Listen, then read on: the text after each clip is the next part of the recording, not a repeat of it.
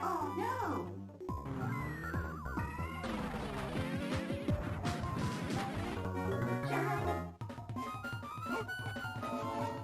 Yeah! Cool!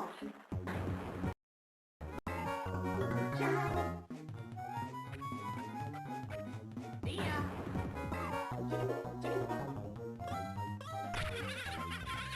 Hurry up! Right on!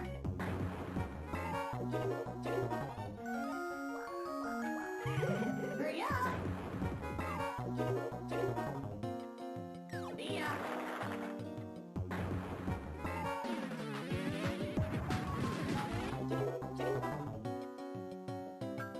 Hurry up!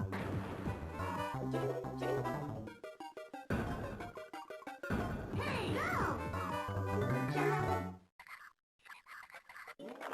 Go!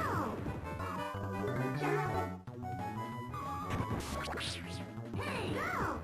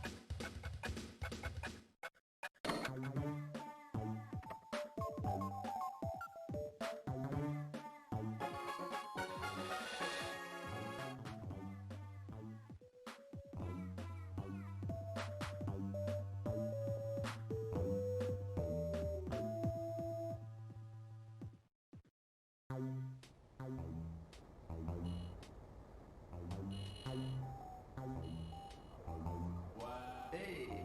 Oh. Yeah! Work it?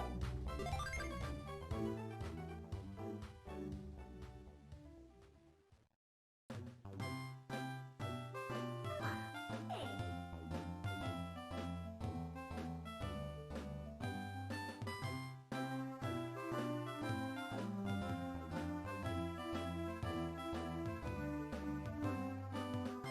Ready?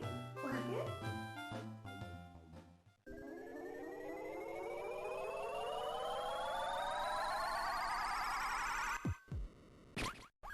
Hello? Hello? Hello?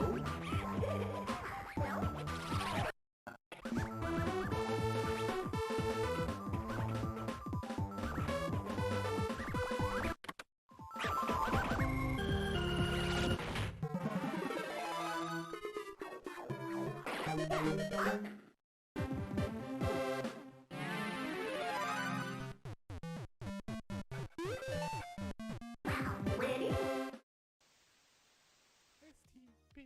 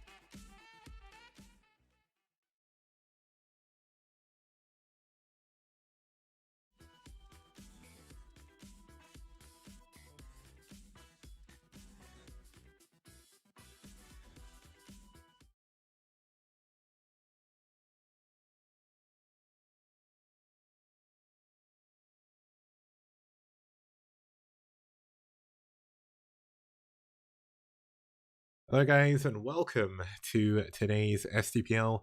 My mic was set to the wrong device, so therefore everything messed up there, but we're all good. We have everything coming out the right speakers and everything like that now, so it's all good. So we have DM versus Ash today. This is the second of our money matches between our STPL teams. The third one is going to be IRK versus Wiko. That should be really, really good. That's going to be played next, not this Sunday, the Sunday after. That'll be for $20 again as well. But the first team today is, of course, going to be DM. Now, we've not seen DM in a while because they weren't in the playoffs for Season 4. And neither were Ash. Wait, Ash were in the playoffs, weren't they? I think, yeah, Ash qualified. But yeah, DM didn't make it to the playoffs, unfortunately. But when they played up against each other, the head-to-head isn't too bad. DM, at least in Season 4, didn't do the best. But in Season 1, they made it to the playoffs, which was kind of exciting for them. And just overall, it's been a pretty good series of tournaments for them. They've been in since Season 1, and that's just how it goes. So I have no idea what I'm saying anymore. I've only just started casting and I've forgotten how to English. So you'll have to forgive me today, guys. I'll be with it, but let's have a look at the lineup they've got. Obviously coming for DM, we've got Torsan, Bonbon, Keen, and Pre. Their lineup kind of changed almost entirely from what they initially submitted to me, so I'm not really sure what happened there. But Ash had a few changes as well. Speaking of Ash, that is DM's opponent today. Ash coming with some really old school players here with Oxerg leading the charge, Radley, Quark, and Hit 'em Up.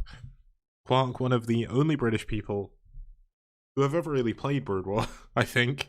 It feels like that anyway. You had Quark and Midian, and now you've got the Cadenzi, and that's basically it. There's no other British people, unless you count like Water Serpent M and me, but I barely play, so it doesn't really count.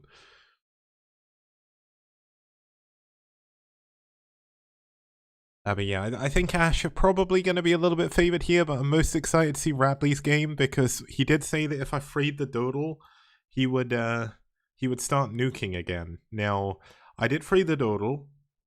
I'm wondering if he's gonna nuke. We're gonna see in game 2, I guess, but looking forward to it regardless. Let's have a look at the lineups we're gonna have.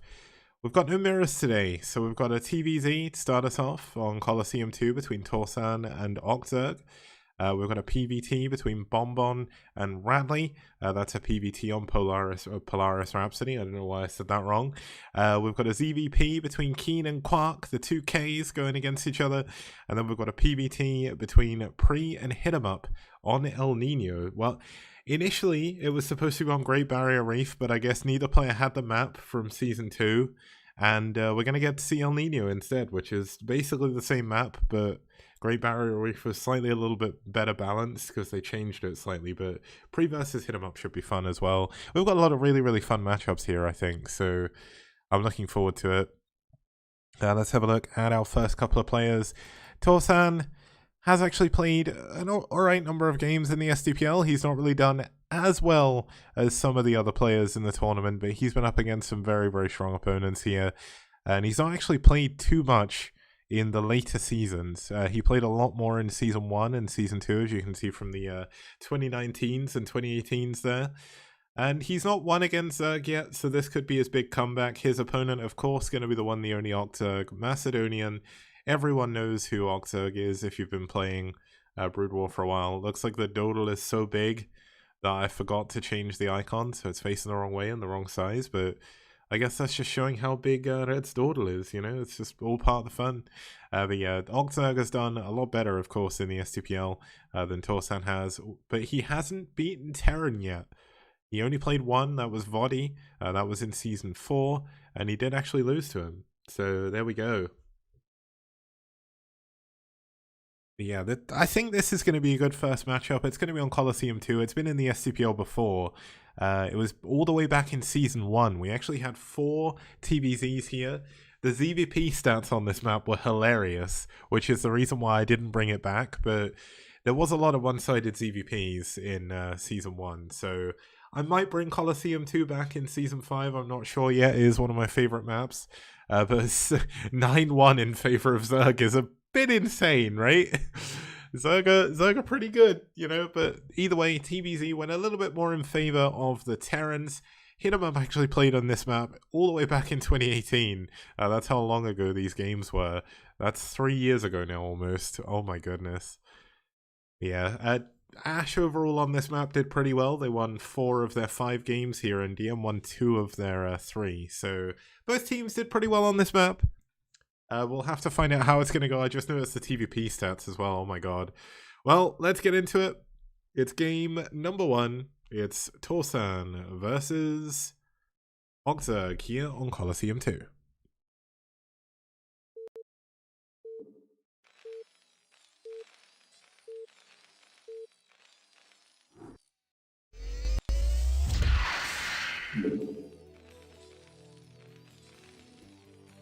And we have the Terran music starting us off down here in the bottom left-hand corner. It's not Oyaji, but the name means the same thing. It's Torsan. I think Torsan is Chilean, if I remember correctly. And spawning us down here in the bottom right-hand corner, fighting for Ash is going to be the yellow Zerg player from Macedonia. It's Oxerg.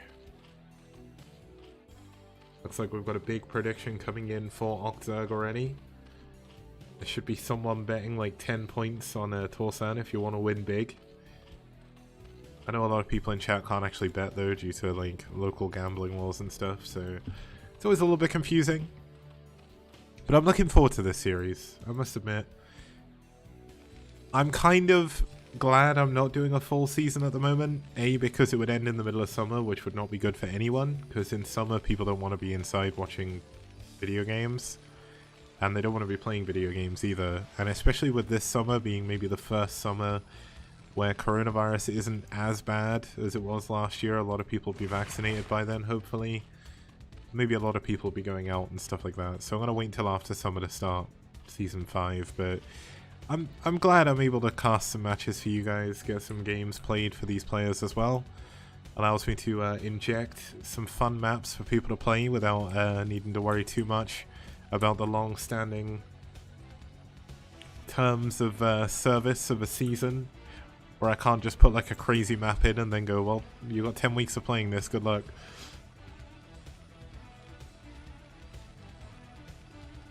And yeah, this is Coliseum 2. Now we did have Oxerg going for a 9 pull here, interestingly enough. It's not going to be a 9 pull speed, but this is such an easy map to go for a 12 hatch on. I'm a little bit confused why I go for a 9 pull, but maybe I wanted to go be a little bit cheeky. I mean, the good thing is for Torsan is this is a Ling type wall. There will be no Lings getting in behind this. But there is a very cheeky strategy you can do on this map. You can build a sunken here, and if that isn't blocked, you need a bunker on... Okay, you need a bunker immediately on the high ground. If you do not have the bunker, you die. That is how this map works. He needs to go and build the bunker immediately. If he does not get the bunker, this is going to be a very quick game. There is no way to defend this without the bunker. There we go. The bunker is coming up. He has to heal his wall, and he needs as many Marines as possible in that bunker as soon as possible as well, because this is going to be rough. It's very difficult to actually repair this wall. He's built the wall a little bit incorrectly. He needs to have built it slightly further back. But you can already see the bunker helping out a lot here against the sunken. The Lings are going to get in, and the creepers actually spread over the wall, so there's going to be no further walling here. The bunker does kill the sunken, and this will allow him to re-wall in, but he is going to have to deal with the 5 Lings that are currently in his base. And this is so frustrating to deal with this Terran. When I used to play this map all the time on IC Cup, this used to be like every game for me, but I lost every time because I would either not get the bunker fast enough, or the bunker would die because I'd get really unlucky. But looks like we are going to have the Lings get cleaned up here by the Marines coming back here to defend, but the Lings getting on top of the Marines, causing a few problems here for our Terran hero, but looks like he will hold off for the time being, but he is going to be supply blocked if he doesn't build this bunker, or not bunker, build the depot quickly. Looks like he did repair his bunker as well, which is nicely done. Lair is coming in. for Ogzerg, so he's going to go for a 2-hatch muteless play off the back of this. It really is like we're watching a game from 2009, Ling all-in. Well, it wasn't really an all-in as such, but Ling attack into a 2-hatch muter play. Do wonder if he's going to go for the more modern variant of 2-hatch though, where he goes for a third base quite quickly, or if he's going to go for the I am going to build muters and either you die or I leave the game, which we do see from Miso every once in a while, which is kind of interesting. We saw in the ASL a lot of 2-hatch muter play from Hero, but he went for the kind of more economical style, which is the more modern style for sure.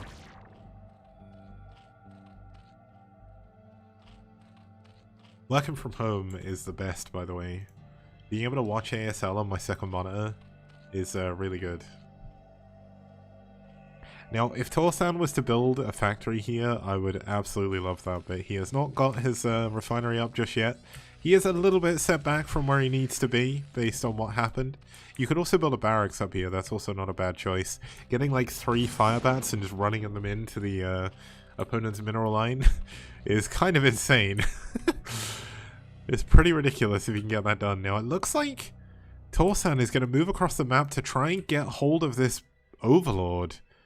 Or he could be trying to block a third base coming down. Now, that is not necessarily a bad idea, but these Marines are essentially his only defense. Like, he's got a few more, but I mean, he's got 1 Marine back here. Like, what's that going to do against a new set of units? And how are these Lings going to where the Marines are? How does Ogzerg know? Oh, he must have... He saw... Okay, yeah, he saw it with the Overlord, I'm guessing.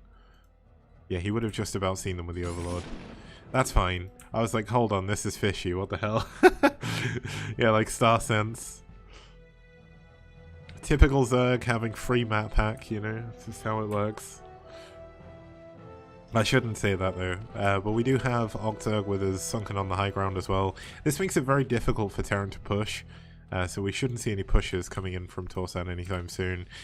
But Torsan, for some reason, has decided not to add a lot of Marines. Like, he's not constantly building Marines here.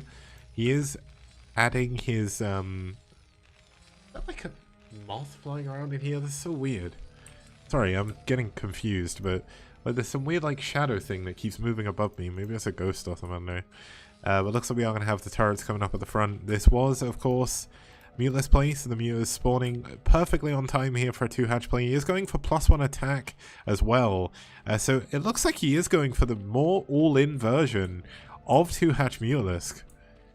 This is a very risky play to make, but if you can do it and make it work, you can win the game purely with Muters.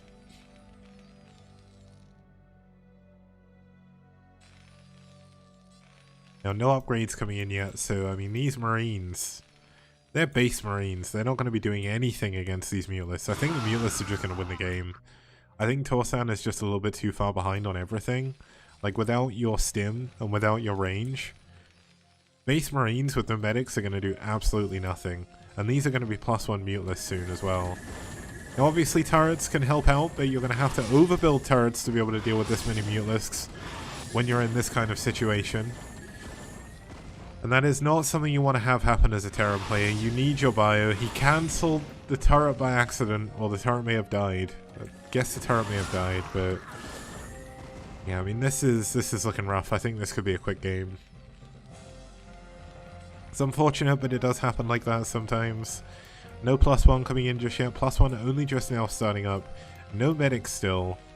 And the Mutalists are still just rocking back and forth, killing as much as they want. And it's not going to get any easier. It's only going to get harder and harder. Looks like he is going for the economical version. He is going to build his 3rd hatch quite close.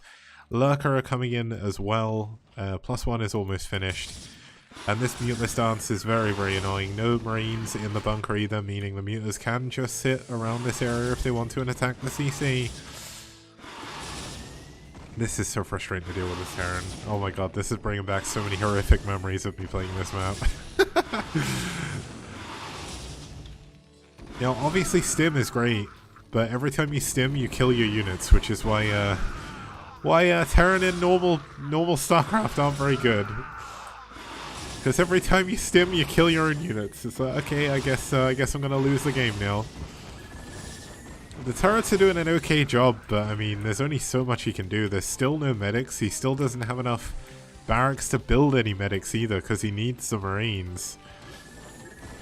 And it looks like he is going to hold on against this, but this is just part one. There's Hydras coming across the map now. We've got drones going up to take the expansions over in the top right-hand corner. And Lurkers are going to end the game here. There is absolutely nothing Torsan has that can deal with this. Even a bunker on the high ground is not going to protect his entrance. He would need another bunker here. And even that would mean he is hard contained. And if you get hard contained like that, there is essentially nothing you can do. Now, interesting choice by Ogzerg to take his fourth at the 12 o'clock base rather than the easily defendable base over here. But looks like, oh, he's going to triple expand, that's why. Yeah, Ogzerg knows he's ahead. He is just going to completely win the game here, and there's absolutely nothing Torsan can do. He's fought valiantly, but you can't deal with 4 Lurkers right now. He's not even building Marines right now. That's the dire situation he's in. He's going to build a bunker down here, which is going to help. But I think the Lurkers are actually in range of this. Maybe not, but somehow they're in range of the depot. That is insane range. What the hell? Corners are definitely risky, but there we go. Yeah, he is in range. I thought he was in range. Oh my goodness, the Marines got themselves stuck. Every time he tries to heal the bunker, the SCVs die. This is my worst possible nightmare. Everything about this game is disgusting. I can't watch. I can't bear to see it. Queen's Nest is done. Mutla's gonna fly into the mineral line as well. Just add insult to injury. And Torsan is gonna have to retire here. He is an old man. And there is no way he is going to be winning this game. It would take an absolute miracle if he came back and won this. And there we go. GG. Torsan taps out. And Ogzerg wins game number 1.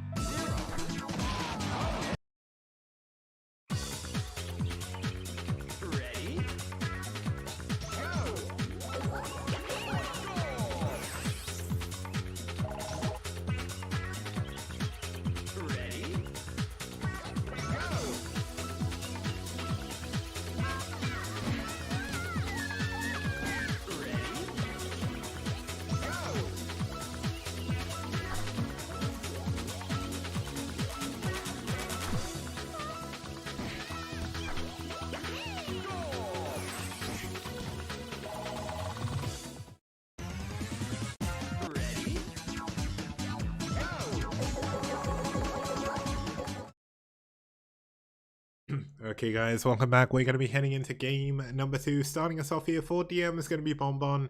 He's only played 2 games in the STPL so far. He has won 1, lost 1. Not very well known to me. Probably not a very well known player in the scene, but still going to be cool to see him play. His opponent, for anyone who's watched the STPL, will know this man very well. It is Radley, the Ghost King himself. He did say if I freed the dodo, he would be nuking again. He kind of went on a nuke strike throughout the throughout season 4, but he's back. Hopefully, he's going to be nuking as well. This should be a lot of fun here. It should be a really fun matchup as well. The map we're going into is going to be Polaris Rhapsody. We've not seen this in the STPL since Season 1. As you can tell from the flat logo we've got in the bottom left next to Flash for the Win. That was back when Team Liquid Staff had a team. And he did play against Radley when he was still on Net Wars. And he did actually beat him. So Radley unfortunately on this map has only played 1 game and he did lose it. And that's the one we can see. But the games we had on here were quite fun. It was quite even in PvT, but somehow PvZ on this map was very Protoss favored, and I'm not really sure why. But it's kind of cool. We're going to get into it. It's game number 2. It's Radley versus Bonbon.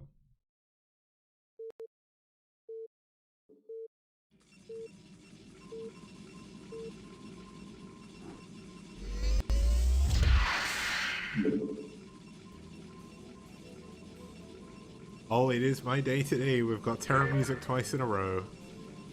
Ooh! Hell yeah. Starting us off here in the top left-hand corner, fighting in the Peach for DM from Chile. It's Bonbon. And his opponent spawning down here in the bottom right-hand corner. It's the Ghost King in the magenta, fighting for Ash. It's Radley. Now, we don't know if there's going to be nukes. We can always pray. But we'll have to find out.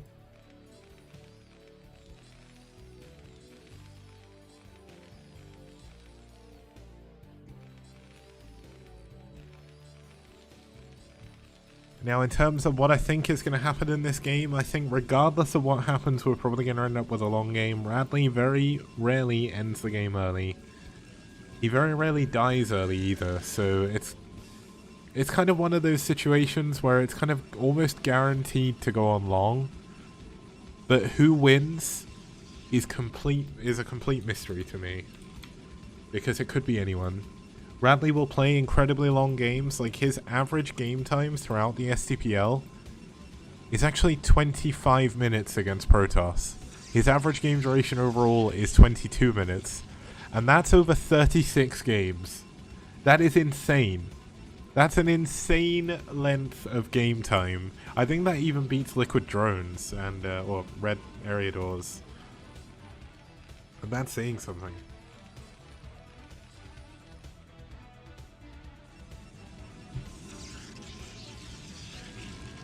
Currently, while we kind of wait for this to get going, right now I am incredibly jealous of basically all of my Japanese friends, because in Japan right now, in case you don't know, it is in fact Golden Week, where they have 5 or 6 national holidays in a row, and have like an insane break from work.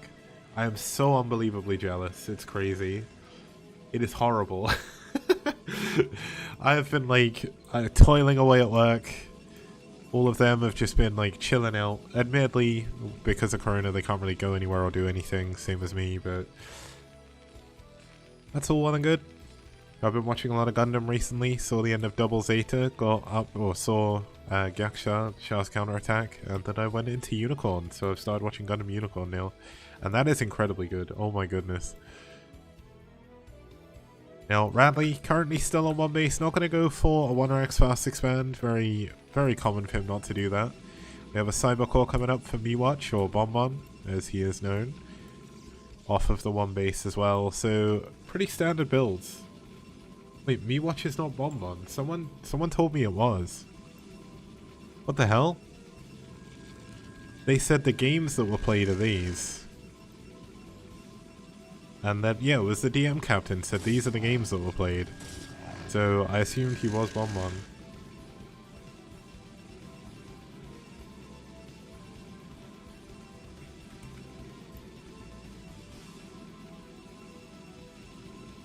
I have no idea who Miwatch is then. If it's not Bonbon, then I've been told the wrong information. Yeah, admittedly, Japan doesn't have many national holidays at any other time of the year, so in one way, it's perfectly fine. But there we go. Looks like the Marine's going to come out, fight, kill the probe before it can do anything annoying. 2 Zealots going to come down here. Not really going to be able to do too much. But when this Dragoon gets here to help out, that's going to be a lot better. But just the fact that someone is off work while I am working is enough for me to be jealous. Now Radley actually getting himself caught a little bit off guard here, allowing his Marines to take a little bit of extra damage, but he will have to get all 4 of them. Oh, he's only going to get 3 of them into the bunker. Looks like he is gonna... Oh, he tries to block the Zealot. The Zealot does get in the base.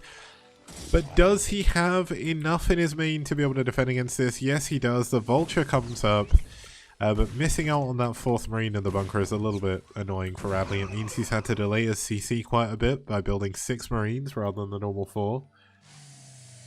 Yeah, they do deserve 2 weeks. The thing is, there are Japanese people who actually work normal hours as well. It's not like... Not everyone dies to Zangyo. Like, Zangyo is a big problem in Japan. And Karoshi, which is like death from overwork, but not every company is like that in Japan. It is a big problem though. Speaking to Japanese people, it seems the problem is like a lot of companies still live as if it's the 80s when they had their bubble economy and everything was really, really good, and they think if we recreate exactly what it was like in the 80s, we're going to have the same success as we did then. But the world has changed and it doesn't work like that anymore. It doesn't help that most of the people in charge of Japanese companies are incredibly old, because people live a lot longer in Japan if they make it that far. And they stay and work a lot longer as well. It's very rare for people to retire early. So those people pass on the bad habits, and then those people pass on the bad habits and whatever. But either way, back to the game. We've got the armory coming in here for Radley. 2nd factory as well. So he's going to be going for anti-Reaver play here. He does need to make sure he does defend against DTs though, because we do have the first Caped Crusader out here. It's the Batman of Brood War right now, coming on over to his base. He doesn't actually have an academy yet, so this is going to be very risky. He does have mines, which is going to help him a little bit.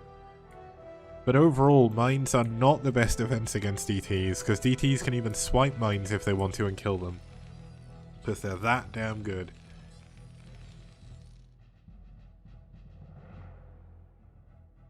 One thing you like to see as a Terran player is a Terran who is using all of his mines. Okay, looks like Miwatch's DT gonna get caught off guard there. But Radley doing a very good job making sure he uses all of his mines before he loses his vultures. 2nd DT coming in here, because if the first one doesn't work, why not blindly run another one in? Because the second one is clearly going to work better. not putting Bonbon or Miwatch down or whoever it actually is, but I do find it funny when you see Protoss players doing this. It's like they kind of turn off their brain when they lose a DT. They're like, well, I did clear 2 of the mines. There's definitely not going to be any more left, right? And they just run in another DT. But looks like he is going to stop, use it to block the bridge, which is not a bad choice whatsoever. Means the vultures have to take a longer path around. And it also gives him vision that the vultures are going to be moving out as well. So, nice moves on the bridge. Radley already up to 4 factories. Very early for 4 fact, but... well, I suppose it's not too early, actually. I think you should be looking to add your factories around 6 minutes, if I remember correctly, based on what I learned a very long time ago. So, Radley just kind of playing this as stand as he can. Yeah, the mine can also not hit the DT as well. I've seen that happen. That also happened in the ASL the other day, but it wasn't a DT. I think it was just a Zealot. Like, and a mine exploded and the Zealot didn't take any damage or something. Yeah, it also blocks a push, but looks like we did have a scan coming in here. Oh, the DT got tricked. Got tricked into coming back here. Looks like this vulture did take the damage to make that happen. But he is going to be able to clear that up. That's 2 scans, though, that have been used, and that's all his scan energy. So pushing is going to be a little bit harder against a Protoss player now who does have DT technology. But I mentioned before, and I'll mention it again, Radley is not the kind of player to go for big early aggression, or even mid-game aggression. He does like to take it late game. He does like to play very flashy. And that is a big problem for Radley sometimes, because Radley will be either ahead or he'll be very close. And he'll maybe play it a little bit too flashy. It looks amazing to us as the viewers, but obviously to him, it can lose him games, so we do need to be careful. Now there is 2 DTs in the shuttle.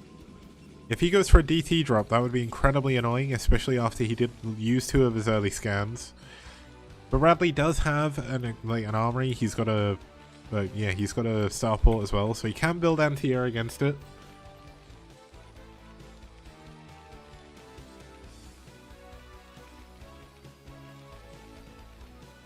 Now, this is a very early science facility. Look at this. Oh, Covert Ops. It's coming.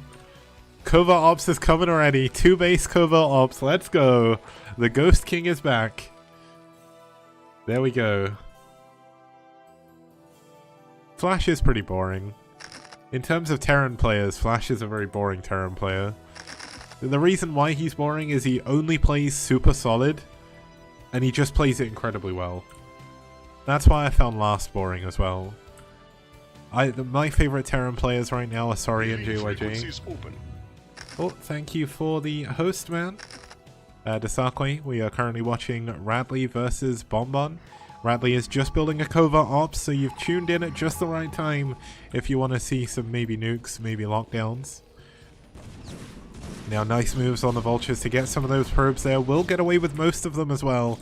Very nice move out there to kind of delay this expansion the best he can.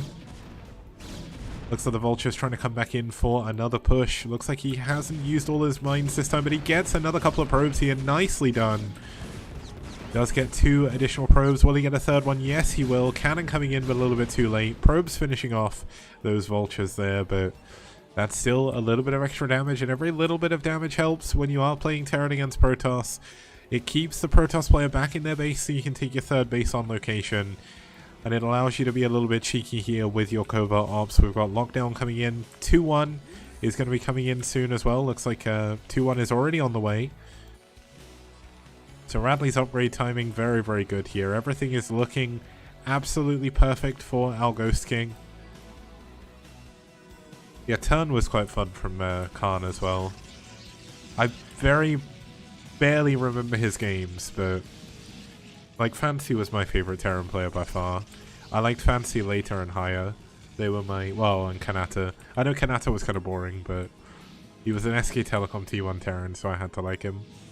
Oh, and Sack as well. I really like Sack now as well.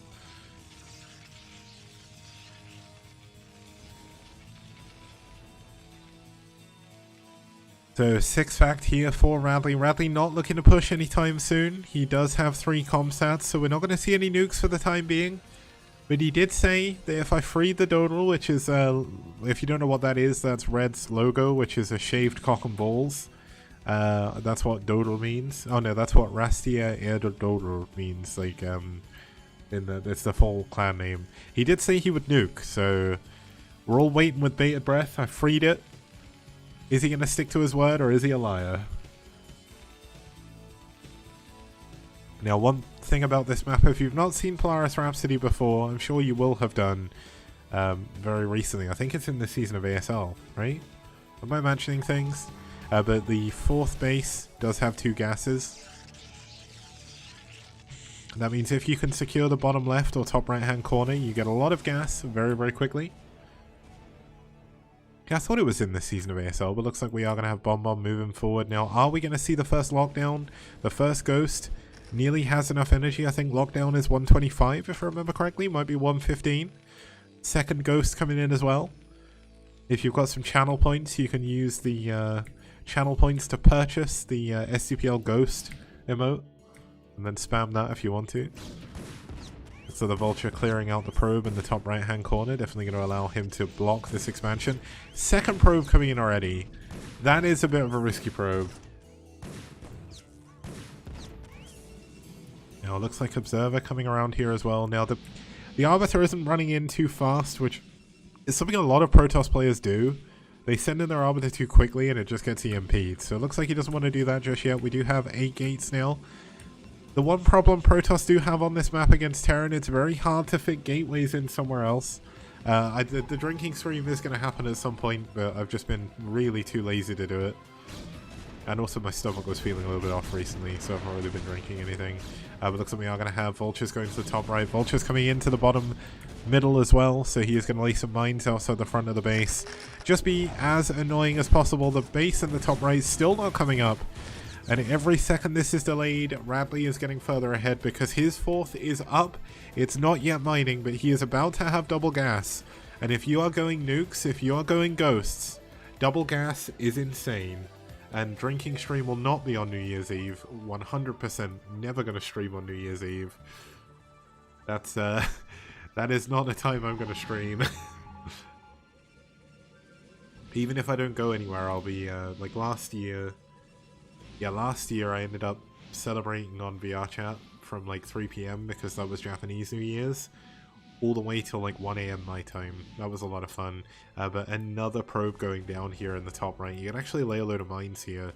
He's still got some left. Yeah, there we go. He's going to lay them down. Bonbon definitely in a lot of trouble here. The longer this game goes on, the harder it's going to get for him. He does have his 4th base in the middle only. Sup, Eskia? Good to see you again, man.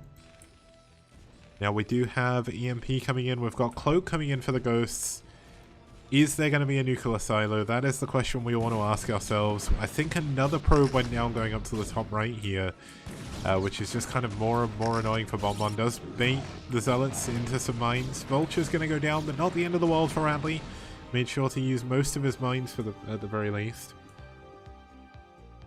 And yeah, it is the Ghost King.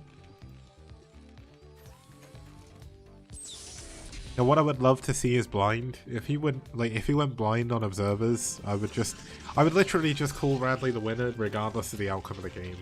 If you blind observers, that is like the world's coolest play. I don't care.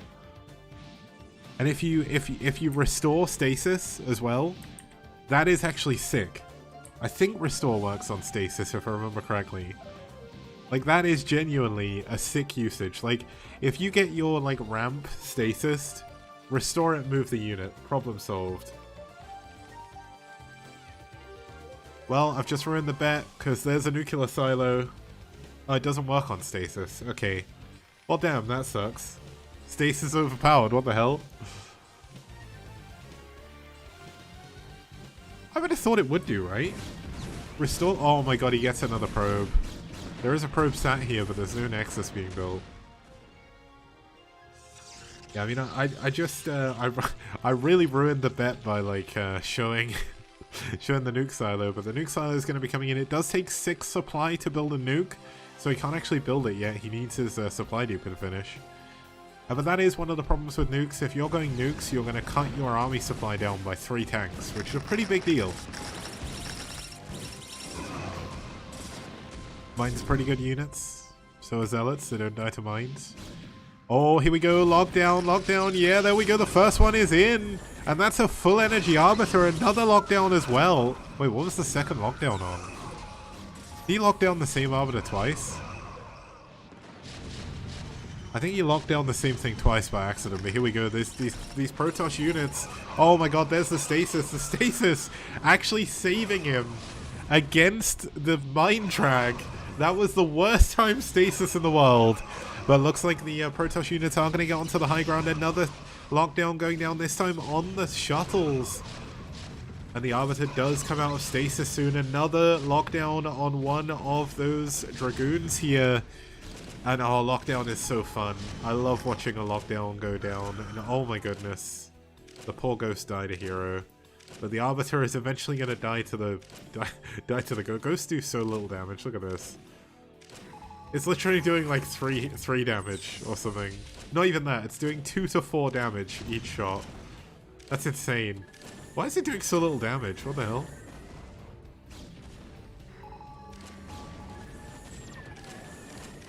Oh, the Ghost's helping out against the Observers as well. Now this Arbiter does have full energy, but it could get locked down. There we go, another lockdown coming in. Radley is certainly pleasing the crowd in this game. I think we've got the nuke finished now. No, it's building. We are going to have a nuke come in. Where he's going to nuke is for us to know, or for us to find out.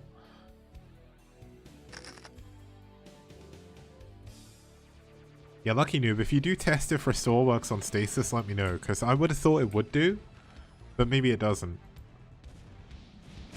Now, Radley's 5th base, unfortunately, is going to go down, but it is really not as important in TVP.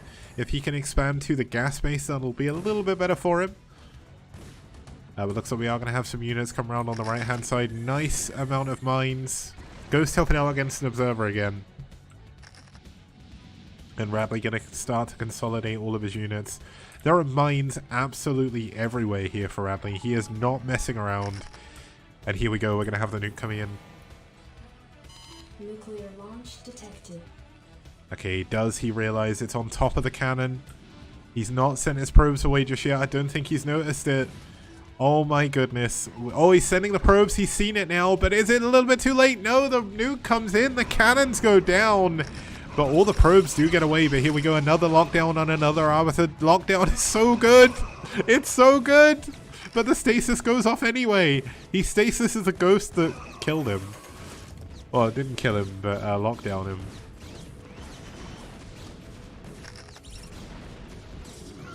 Now it looks like we are going to have Radley fall back with some of his tanks across the bridge.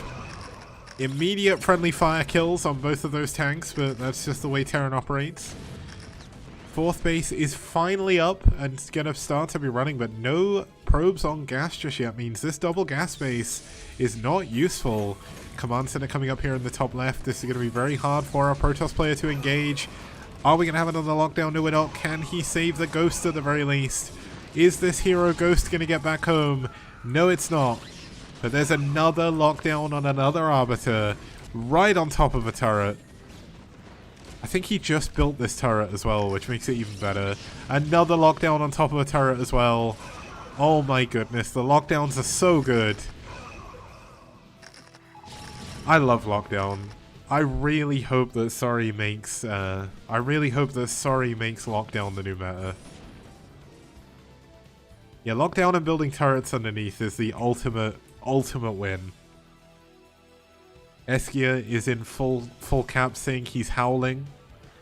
He's howling right now. Who did this? XD. As he reposts something. It's like, who made this? Sorry, like who made this video that I'm reposting that you absolutely know? Yeah, lockdown is very cost effective against Arbiter, but the trouble is it's hard to work because it's very micro intensive. But if anything, it's easier to use. Well, it's not easier to use, but it's more guaranteed than EMP is, because if you EMP, they can still use the Arbiter. If you lock down the Arbiter, it's probably not going to get away. Now, we do have an Arbiter trying to go around on the left-hand side. Is there a ghost ready for this? Looks like there is, but it's got no energy. So this is going to be a recall on this base. Let's keep an eye out on these units as they get recalled across. This is going to be... He's going to recall a different part of his army, isn't he? No, there we go. There we go. The recall coming in on top of the... He needs to repair the nuke silo. That is literally all that matters here in the bottom left-hand corner of the map. We can't see anything else. The nuke is about to finish. The SCV is doing an amazing job keeping the Protoss units busy here, away from the nuke. He's actually going to kill his own wall to get back here to defend a little bit easier. And while this is going on, I couldn't see the minimap, but looks like not too much else is happening. We do have another lockdown ready, so that is pretty good here. Ogza coming in, cheering for Ash. Good job on your win, man. In game number 1, that was nicely done. But it looks like the Arbiter's going to go down on the bottom left. The nuke is finished. Do we? Oh my god, he's going to EMP the Nexus. Oh, this is going to be good. Oh, and it takes 5 shots to kill a probe, or is it 4 shots? No, it's 5. Okay, he is going to EMP and then nuke the Nexus. I love it. Oh, no, he's not going to make it. No, he's not going to make it. Oh, he's going to... Okay, he knows it's going to go down. Oh, look at that. Look at that. Lockdown into EMP for no reason, but still. Absolutely sick. Sickening. from a Protoss perspective, but sick from a Terran perspective. Absolutely no reason to do that other than the fact he knew he was going to lose the units. But he does save the vessel, so maybe that wasn't as useful. This ghost is actually blocking the ramp somehow. The units can't get up there. 3 ghosts here actually going to get ready. Lockdown makes it so much easier to push with very small amounts of units, which is kind of insane. But looks like he is going to get ready to double expand over here in the right hand side. The ghosts at the front. Oh, lockdown going down on it. Oh, lockdown. Oh, all the ghosts go down. Never mind. He can't push with those. We do have a nuclear launch detected. This is going to be on that base again, I think. But where is he nuking? I have absolutely no idea where he's nuking. What the hell? Was it cancelled?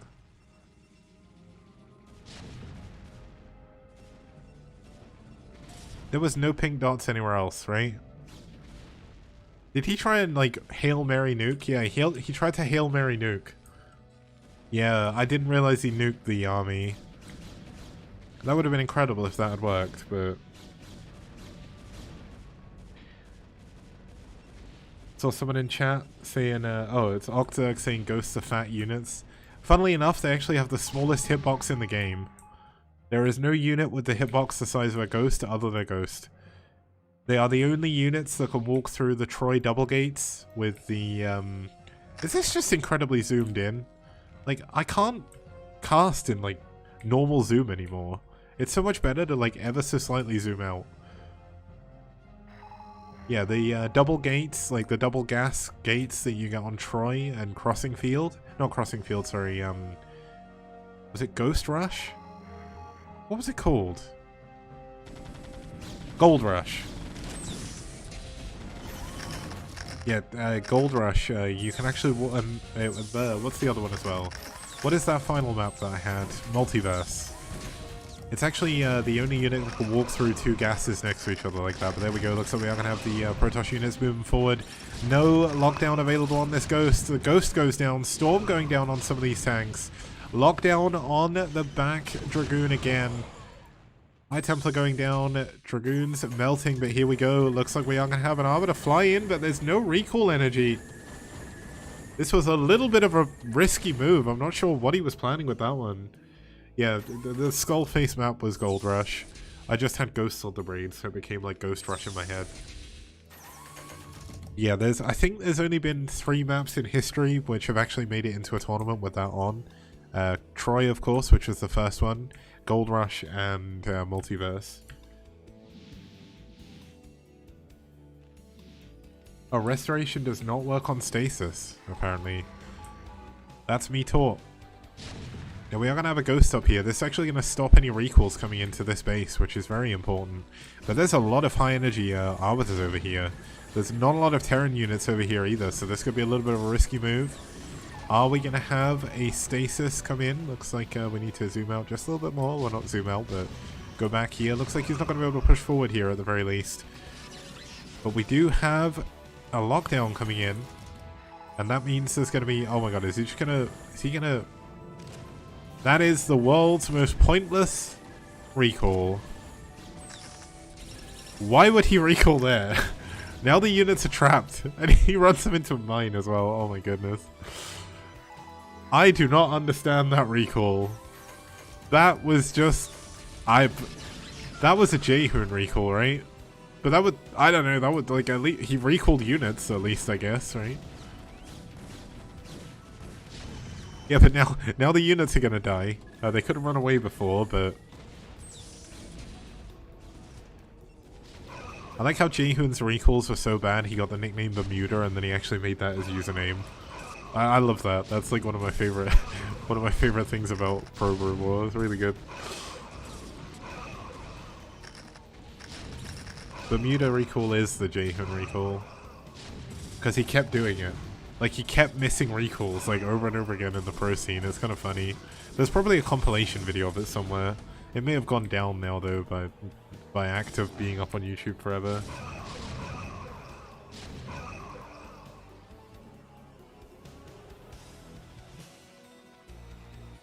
Or even repairing his vessel. Now, I've not really been paying too much attention to what's been going on in Miwatch's base, but he does have quite a lot of gateways now. He's got double Stargate Arbiter. Does he have any upgrades coming in? He's got 3-2, which is pretty good on the upgrade front, but he's finding it very hard to take another base. And this is a problem because he's mined out of his third, he's mined out of his natural, and he's mined out of his main, minus 220 minerals here. So he's going to try and expand here. But that is right next to the Terran's army, so if Radley notices this, he could actually nuke this base from the wall.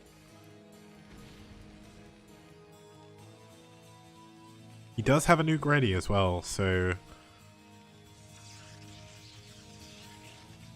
Oh, looks like he's going to find it with 2 vultures. That vessel takes a long time to repair. Oh, we had another lockdown on the Arbiter. And the Ghost is going to get away, but it's going to run into some cannons and die. That's very unfortunate. Is he gonna nuke the cannons?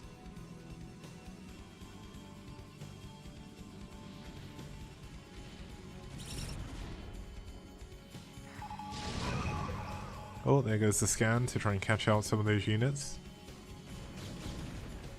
Oh, a dropship coming in, but that's going to fly over the units and die. That's a little bit unfortunate.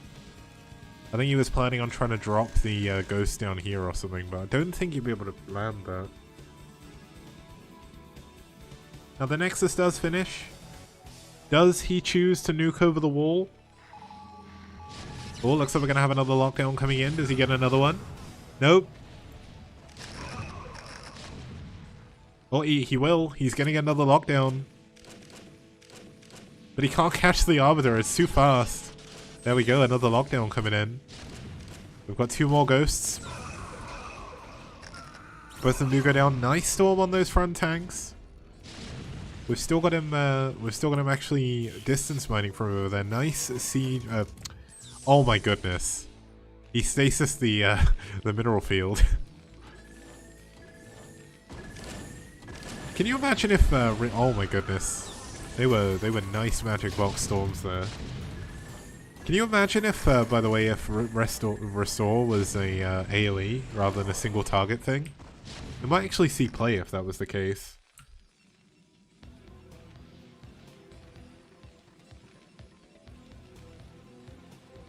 Now this Ghost, getting ready. Trying to come in from a different angle. Wants to go in for the kill. The nuke is ready.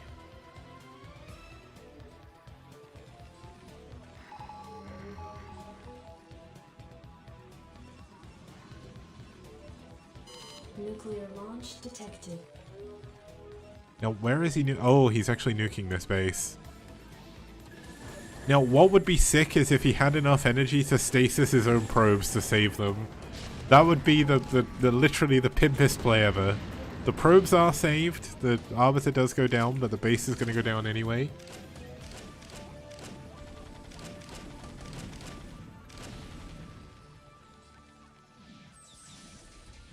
Now it looks like Radley does have this game sewn up. We do have the Ghost over here, which is...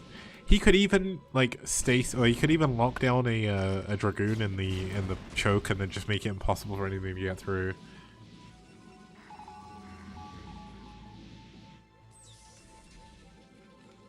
No additional nuke coming in, so I think Radley is... Oh, there we go.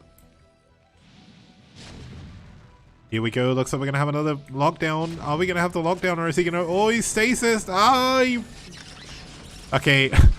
Lockdown a little bit late there, but does get a second lockdown in on some of those Dragoons. The base is most likely going to go down here. But this is basically all that Miwatch has left.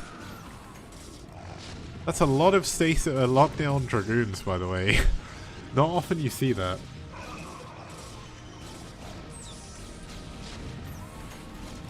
The base is going to go down, but Radley doesn't really care at this point. He's got so many units. Storm, so good, killing 3 of those Ghosts in one go. OP as hell. Miwatch leaves the game. GG. Radley takes game number 2.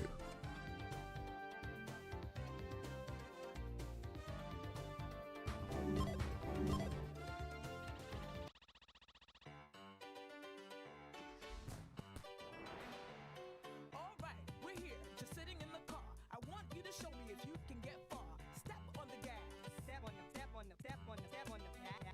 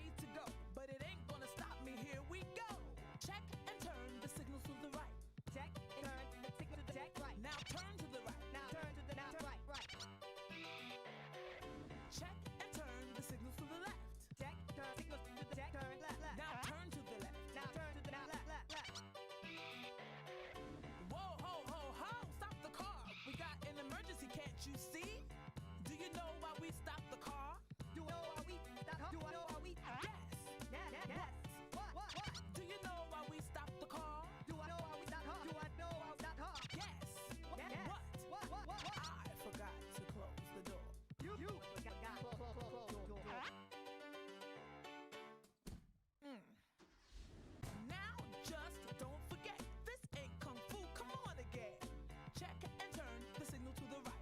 Check, turn, check, turn, right. Step on the gas, now turn to the right. Step on the gas, now turn to the right. Check and turn the signal to the left. Check, turn, signal to the check, turn left, left. Step on the gas, now turn to the left. Step on the gas, now turn to the left, left. Step on the brakes, step on the step brakes.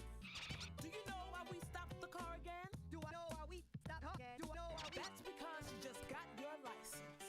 Woo-hoo! Yes!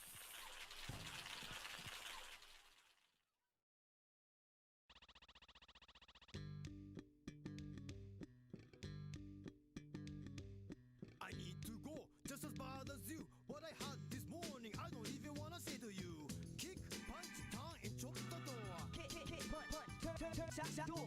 Or I will fall to the floor. Oh, I will fall to the floor. I fall to the floor. Kick, punch, turn, and chop the door. Kick, punch, turn, shut, door. Or I will fall to the floor. Oh, I fall to the floor. Oh, I fall.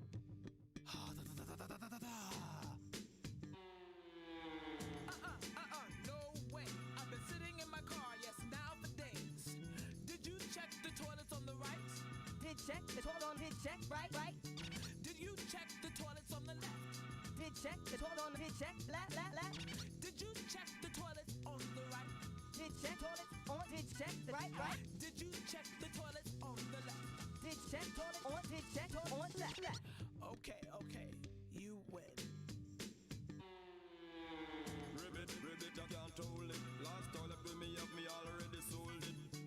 In the rain or in the snow, I got the funky flow, but now I really got to go.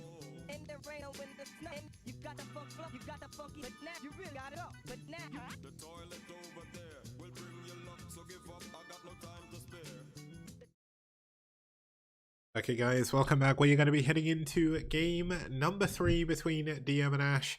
Currently Ash are up 2-0. It's going to be up to DM's Keen, our American player here, our Zerg, to face up against Quark to be able to keep his team's dream alive in this series. Keen hasn't played too many games in the STPL. A lot of them were played a very long time ago. So it's going to be cool to see how much he's improved since then. He's only won one of his games against Protoss, and he has actually won against Protoss in 3 games. So hopefully he'll be able to get his revenge. His opponent is going to be fighting for Ash. It's Quark. We're going to have the USA versus the UK. It's the Battle of Independence again, but this time Quark is not going to fight or focus on fighting France instead.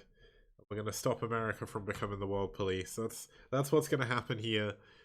Maybe not. I doubt it. But either way, Quark, very strong English player. Doesn't really play... Well, he never... So he went through a big phase of inactivity, but he's come back recently, and he is doing really well again. So it's really cool to see him do so well. One of the only other people from Britain to actually play the game, so it's kind of cool from that perspective for me as well. But it's going to be on our 3rd map, which is one of my favourite maps of all time. Minerals said this map would not work in the modern meta because of the in-base mineral only. I don't believe that. I think at the end of the day, the meta changes whatever the maps are. It's not... Like, the maps shape the meta, not the other way around. And that's how it should be. But in terms of ZVP, Zerg have actually had the advantage on this map. Not that we've seen a map officially in the SCP on this map since 2018. So that's nearly 3 years ago at this point. So let's get into it. It's game number 3. It's Quark versus Keen. And it's here on the Electric Circuit.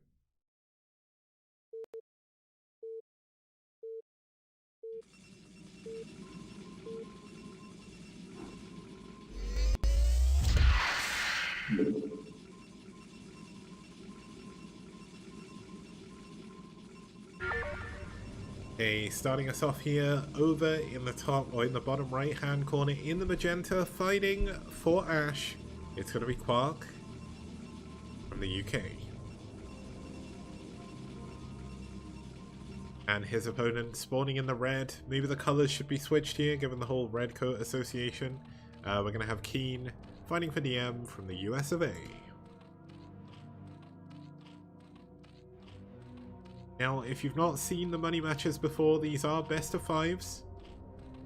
And essentially the winner of the series will get $20 at the end of all of them. because essentially you can't pay out Matcherino until all of the tournament is finished.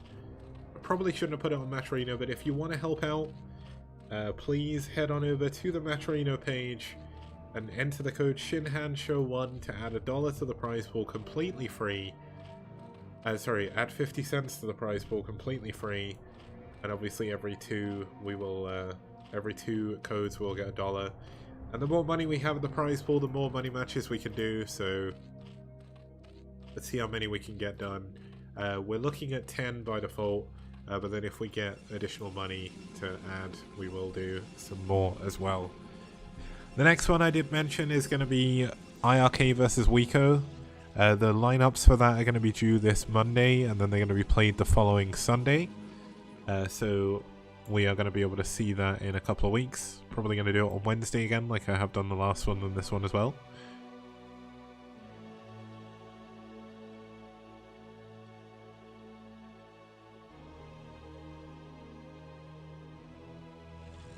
Okay, so Forge Fast Expand coming in from Quark. Quark gonna look to take his front base very quickly here. It is an option to go for the mineral only first and just block your main entrance, but as Protoss you kind of don't ever really want to do that. Terran does it more often on this map, but even then it's quite rare. When you go for Terran, if you're going bio, going for the back base can actually be quite good, because you get the extra minerals that allows you to get more marines faster. And you don't really need all that much gas early on, and it allows you to take your front base quicker anyway.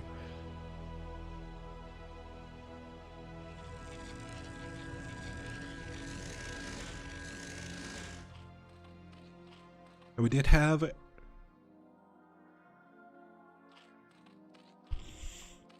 I don't think... Okay, I wasn't paying attention, and I'm not gonna lie. I don't think this was a 9 pull, but it must have been. No, it was a 9 pull into a 12 hatch into a 11 gas, maybe? I'm really bad at paying attention when I'm tired. Sorry, guys.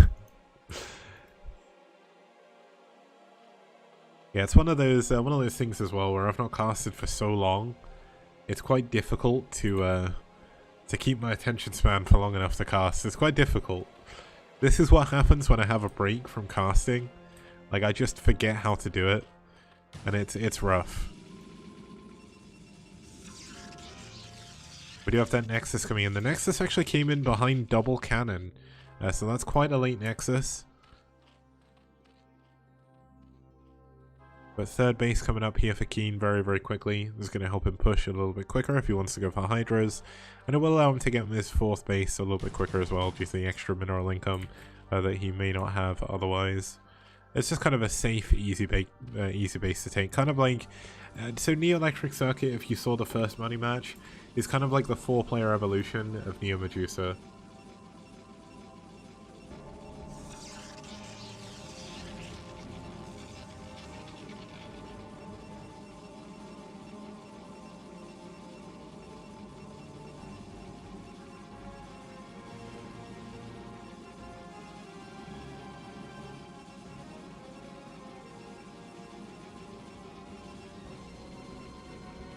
Okay, second gas coming up here for Quark. Very standard timing on everything so far. Should have a Stargate coming in for him very soon as well. We have the lair done. Spire coming up for Keen, so Keen is going to be playing this standard as well. Not going to go for a 3-hatch Hydra bust or anything like that.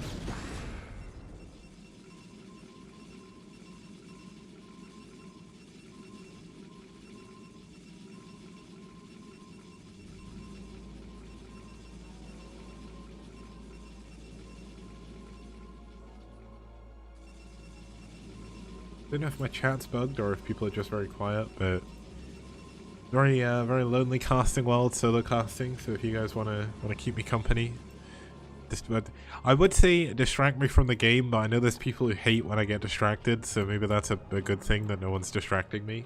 But I don't know. We're kind of at the stage where both players are just playing incredibly standard, and I think we saw a core before this. No, okay, so that was a gate core. Very, very standard. Thank you, Burrow Rush, for the bit, man. I saw you did that before as well, so thank you.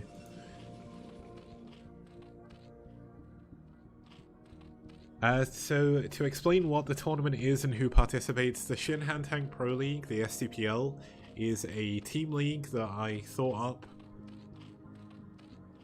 6 years ago. The very first season was very different. The very first season was in 2015, and the idea was it was kind of like a fantasy tournament where you would play under the IDs of pro gamers that you liked, and you would play as like the Pro League pro teams. Like you would have like SK Telecom, ET Rolster and whatnot. Like Boxer was Radley back then, and you had Go Rush who was Widow Killer. A Shinhan Tank is not a thing, it's just a pun on Shinhan Bank, which is the name of a bank in Korea who sponsored the original Pro League. But basically, I took a break from doing it because interest waned. I bought it back in 2018. I did it first season, which had overall about 16 teams in across the course of the season, but the season lasted about 14 months, which was a little bit too long. We've got teams from inside and outside of Korea. Season 2 was a little bit shorter, it was around 14 weeks. Season 3 was around 14 weeks, and so was Season 4. But basically we have the best clans outside of Korea, and some Korean clans in here as well. So it's really, really cool. We've seen a lot of really, really good games. We always get a lot of diverse maps. If you saw Cast and Muse Star League Season 2? Or Season 3 and saw the map between Best and Free, which was on Blindside, that was a map that was designed by Minerals for the STPL, the Shinhan Pro League Season 4 map contest, and was used in the STPL first. And Cast and Muse adopted it for his league. And I think Blindside is actually in BSL now, isn't it? Or am I imagining things? I think it's in BWCL as well. Thank you. Means a lot. I'm glad that people enjoy watching it. Definitely doing it properly as like people just playing as their own clan definitely made a lot more sense, because what happened was no one actually knew who anyone was, so it became impossible to organize the games. It was a good idea because I thought the trouble is when you have a clan league, oftentimes you'll have clans where people know someone is definitely a lot weaker than them, and it can maybe affect the way they play. But if you didn't know who your opponent was, you would go in giving it your all. And that's kind of what I wanted to do, but it just didn't work very well. But it somehow did a lot better. We finished Season 4 earlier this year. Season 5 is going to be coming at the end of this year, probably around September, late August. And until then, we're going to do some sort of money matches to give some of the teams who maybe haven't won the tournament a little bit of a chance to win some money as well. So the third base up for Quark. Third base up for Keen as well, of course. Templar Archives is done. That was done quite a while ago. Storm should be ready soon as well. We do have the first Archon out here. That did help against the Muteless. He did a lot of damage to the Muteless while I was explaining what the tournament was. It looks like Lucky Noob forgot to do the poll, so if you want to bet on who's going to win, now is the time. Keen versus Quark. Bet some of your channel points here and make that happen. Now, one of the things that you may not know if you've not seen this map before is you do have these side disruptors, and that Overlord just stimmed, but these are stacked and it gives you a backdoor entrance into the base, which can be very good for Protoss. Oh, no one bet the first time, okay. Ah, sorry Lucky Noob. I just threw you under a bus there and you, it wasn't your fault. Can I bet? Apparently I can bet. How is... Yeah, I can actually bet. How does that make any sense? I can't spend channel points on my, That's a very good point.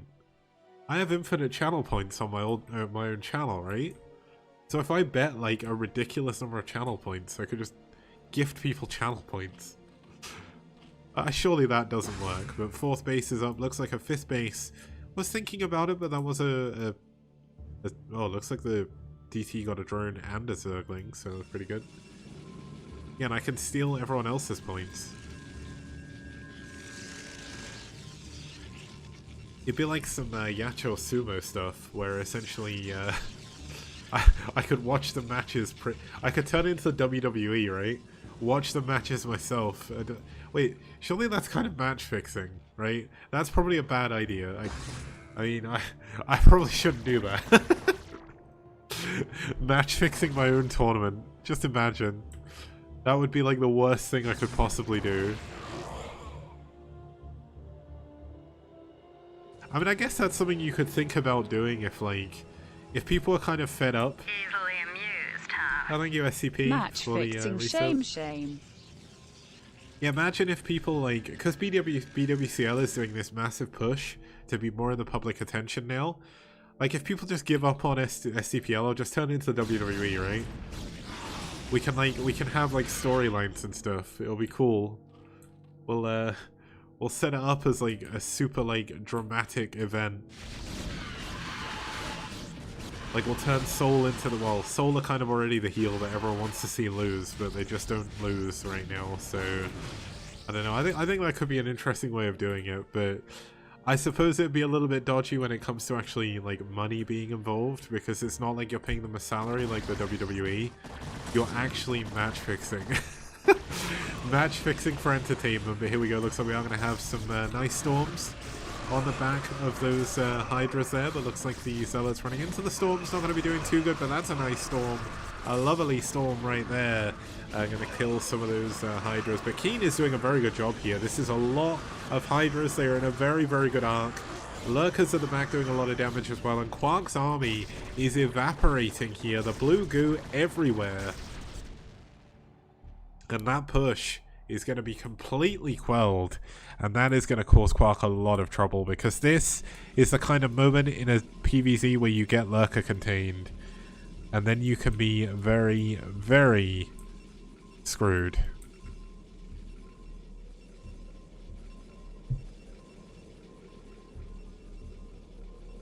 Also, Lucky Noob says, Saga, that was fully scripted. What do you mean by Saga? I don't even know what that is.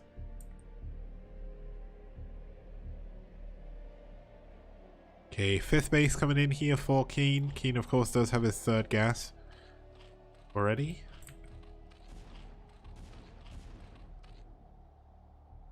What we could do with this WWE idea as well is we can recreate the storyline of Steve Austin getting run over, and then we can be like, who ran it? Like, we could set it up so Radley gets injured or something, so he can't play for a couple of weeks, and it's like, who ran over Radley in a car?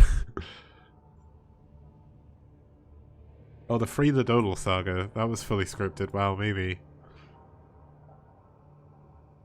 It was apple juice, and that was like the worst thing that's probably ever happened to me while casting.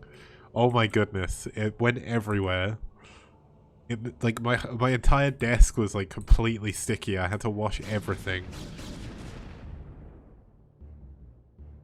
That was quite possibly the worst thing that's ever happened while casting, thankfully. I'm glad I can say that that's the worst thing that ever happened. Hopefully I never do anything worse than that. Because that was rough. I spent like 20 minutes cleaning it up. And I had to take all my keys off my keyboard the next day and wash them all individually. Because they were literally all covered by apple juice. It was not good.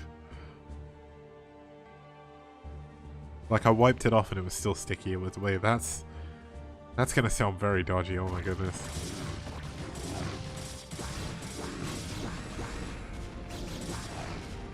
Okay, looks like we are going to have Quark pushing up to the top left-hand corner. There's a lot of units here from Keen, but not really in the best location. He is kind of defending his bases, which is not bad, but Quark definitely needs to look at taking out the top left base if he can. But looks like 4 Lurkers here, going to help make that a little bit harder.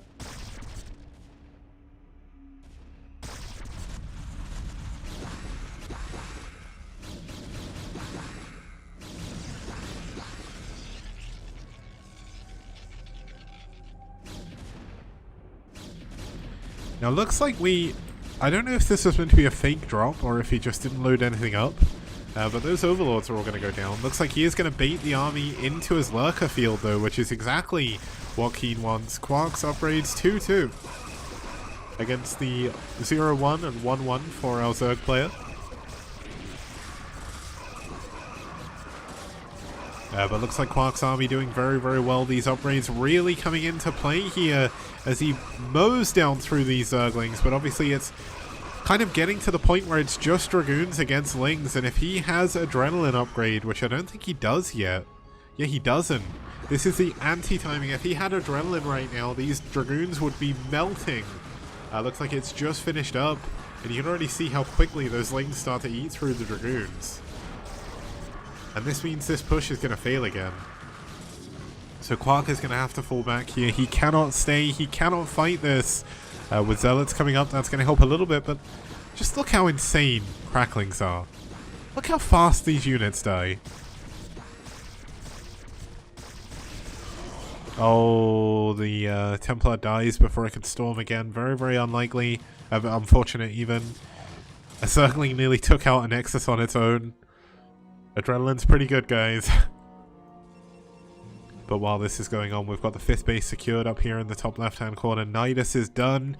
And by securing that 5th base, you can get a 6th, 7th as well quite easily on the natural and the mineral only. But nice storm on those Lings. Going to help save his Nexus. But is he going to save the Nexus, though? This Crackling doing everything it can. Okay, he does save the Nexus, but he is going to have to put a defensive posture here to be able to save this base. There's no Defilers just yet, which is kind of the saving grace here at the moment. We should have that Defiler mount coming in. There we go.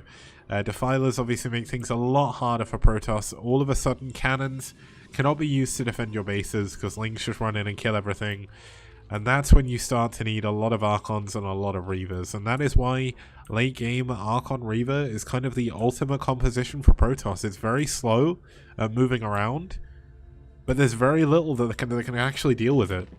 As long as you keep up your Scarab production, it can kill everything.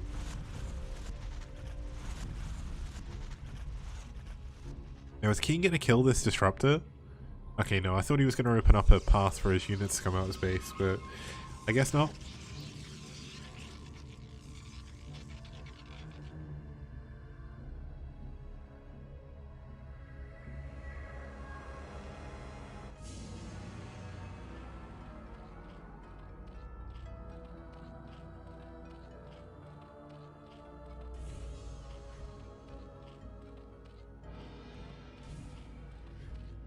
Okay, so it looks like both players kind of getting ready to kind of sit defensively for the moment. We are going to have Consume coming in first before play gets researched.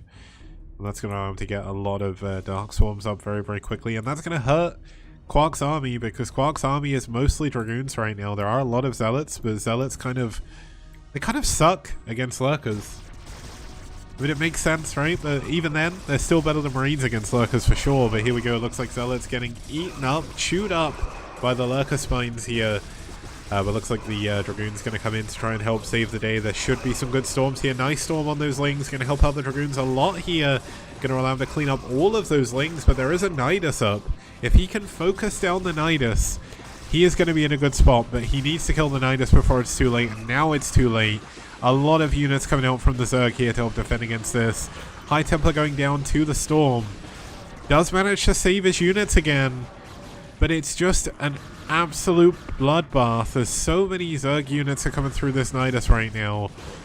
Looks like he is going to be able to go for the Lurkers, but doesn't quite manage to kill them quick enough. Looks like Keen definitely has the Nidus touch here in this game.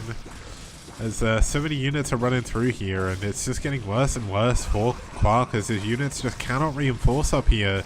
But with more and more units coming forward, it looks like maybe he's able to get the Nidus here. He's going to get the Nidus, but the base should be saved. At least I would have thought so. But 3-3-1 upgrades. Turns out pretty good against Protoss, like against Zerg even. This top left-hand base is in a lot of trouble now. And when this base goes down, where realistically does Keen expand to? I am not 100% sure here. He's got this base up here, but there's no units back here to defend. He is going to be relying entirely on Zerglings coming out of here. But this Archon, it's still very beefy, and Archon's completely demolished Zerglings. But can he defend the base? Looks like a lot of units try to move up to defend, but do get caught off guard by those reinforcements. We will have Keen trying to block Quark's expansion, but Quark already on 5 bases. He's not going to be too worried about this for now. Lurker not going down. Luckiest Lurker in the universe. One more hit and he would have died. But Ling's coming in one by one. Single file. Definitely not going to help out too much. But Ling's going to absolutely annihilate all of these buildings.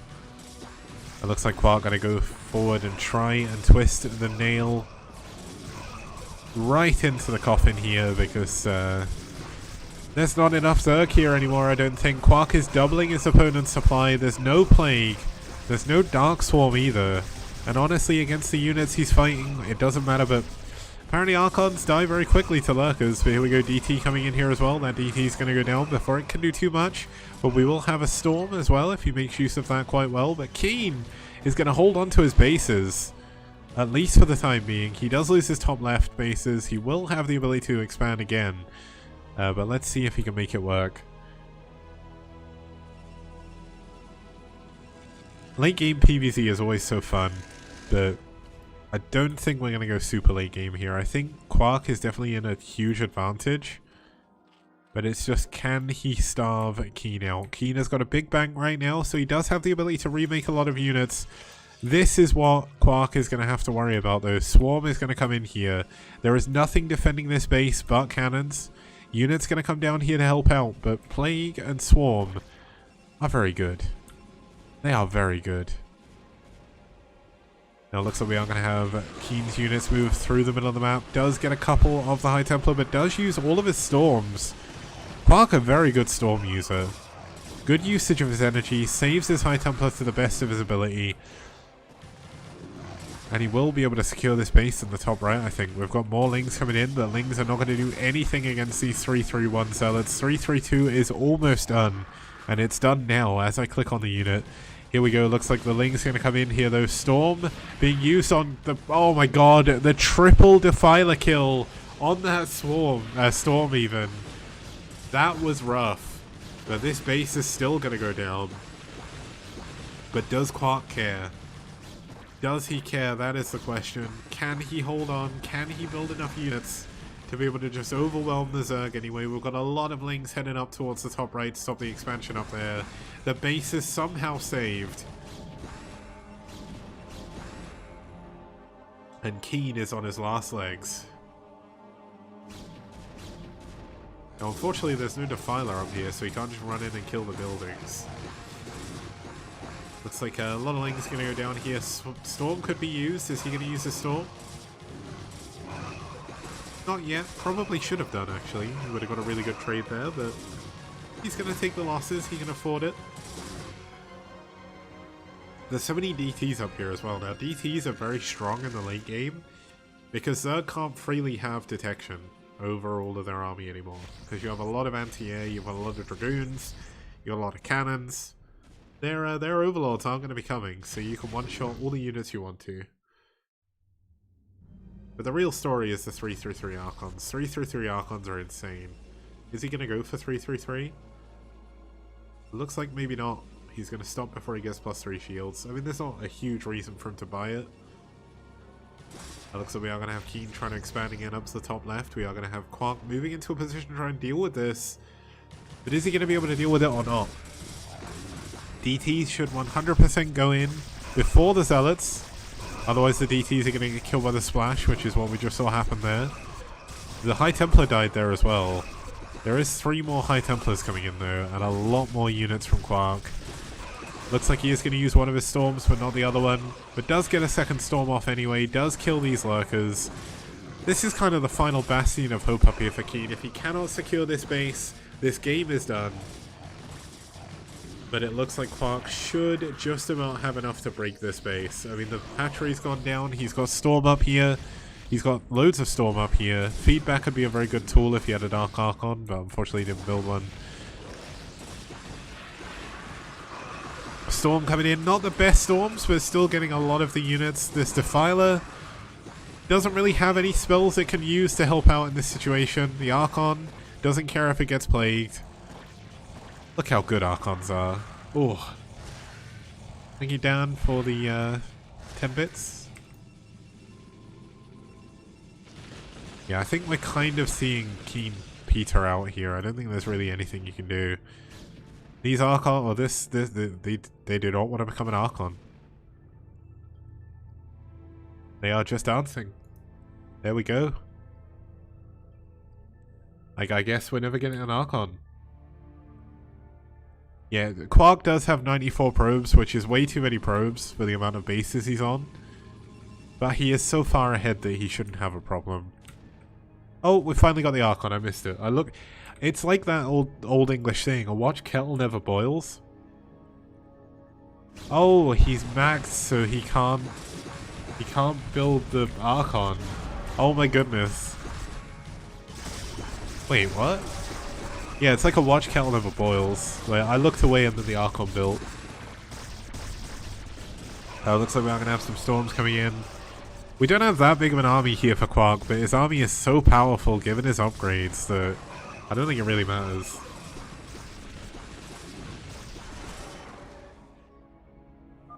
GG, Keen taps out, Quark wins. He wins the series for Ash 3-0, but we still have game number 4 coming up, and it's coming up after this.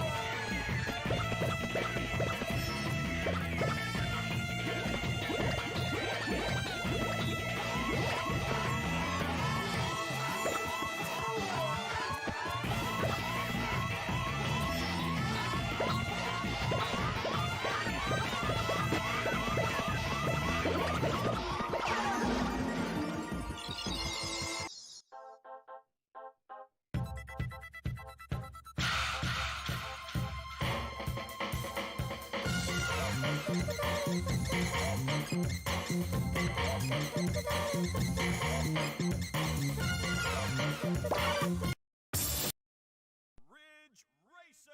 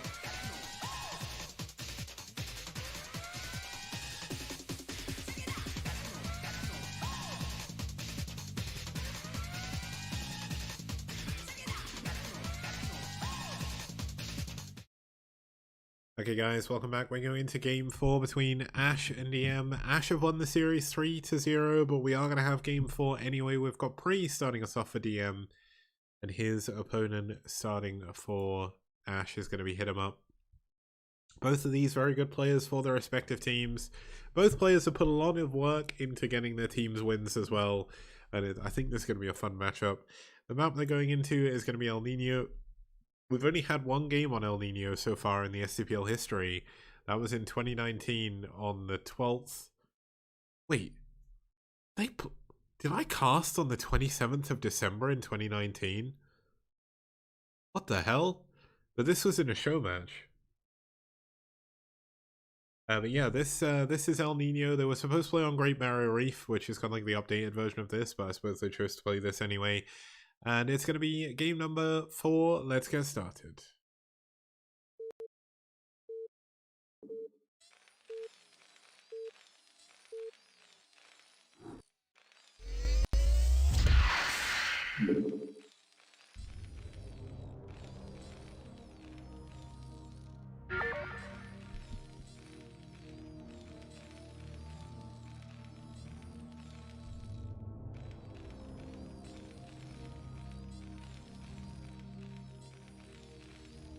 Okay, starting us off down here in the bottom right-hand corner, we do have the green Terran player fighting for Ash. It's Hit 'em Up. And his opponent spawning down here in the bottom left in the pink, fighting for DM. It's Pre.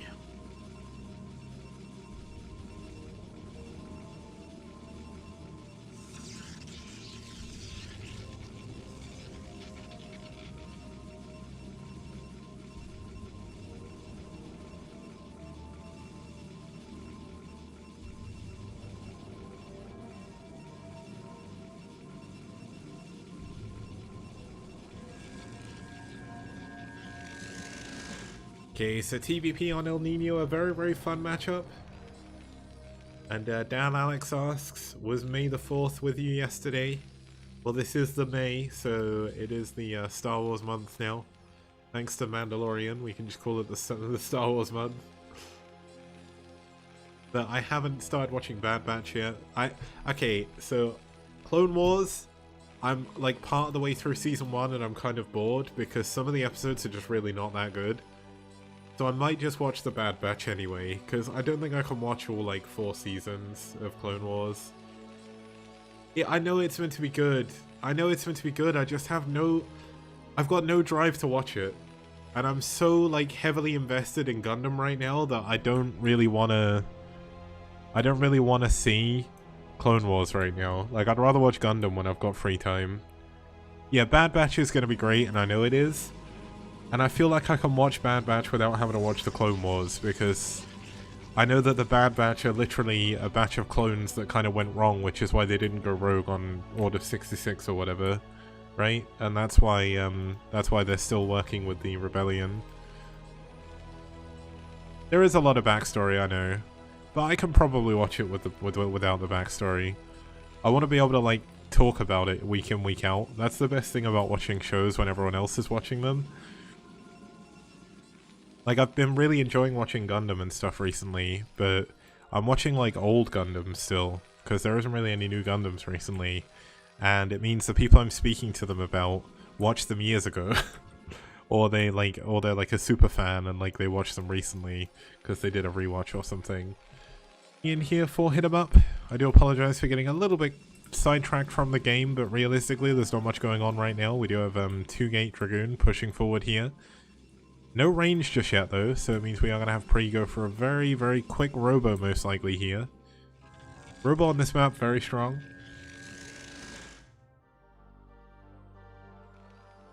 Yeah, but one thing I will say, just going back to Gundam while we're waiting for something to happen. Like, if you want to watch Gundam, please watch it in, like, universal order. If you watch the Uchuseki, the Universal Century, in order, it is so rewarding. When you get to, like, Unicorn, and you're like, oh my god, that's back, oh my god, that's back, because it's like, it throws so many references to all of the older stuff. Like, all of it. It's so good. Yeah, Gundam. Like, only, like, the best mech anime ever made. Only the best robo anime ever made, man.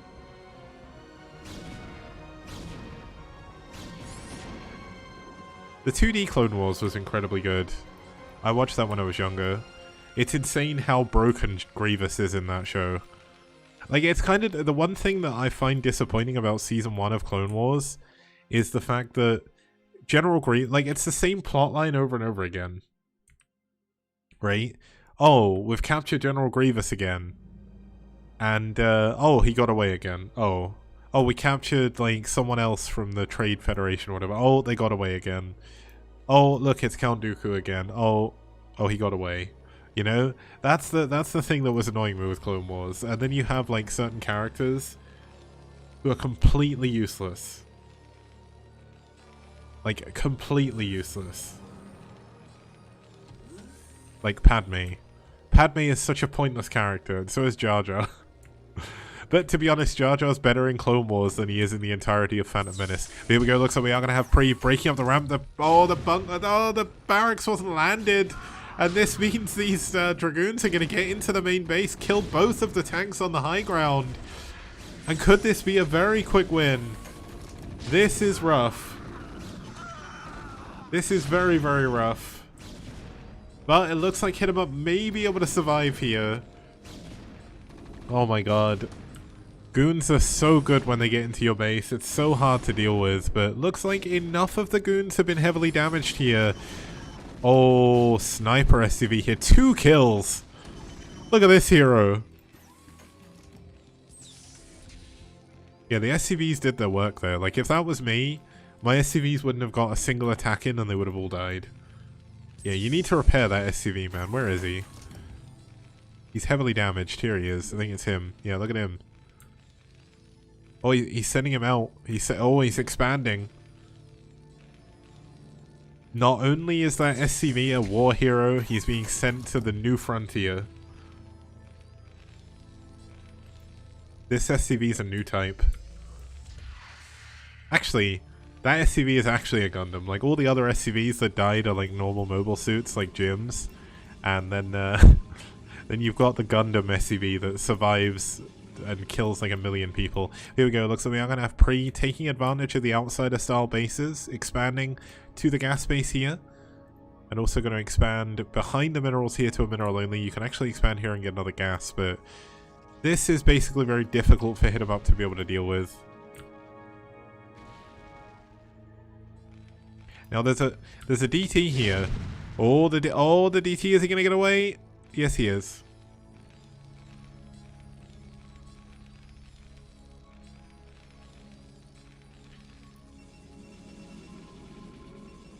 Okay, Stargate coming in here for Pre. So Pre is going to go for a 4-base Arbiter play, most likely. Carriers are very good on this map as well. So I do wonder if we're going to see a Fleet Beacon come up after this. But he has got the Templar Archives already, so Arbiter definitely more likely. The Forge coming up as well. That's going to help build some cannons to help defend those bases, because you can build cannons here and then sort of defend behind the minerals. Robo coming in as well, so we are going to see that Observatory coming in pretty quickly. And we do have the Arbiter Tribunal, so there we go. Going to play this very, very well, I say very standard, but for Pre this kind of is standard. He always plays a little bit strange, so DT's being used just to kind of scout around. Force some additional scans out from our Terran player. This SCV doing a very good job as well, just kind of keeping an eye on the middle of the map.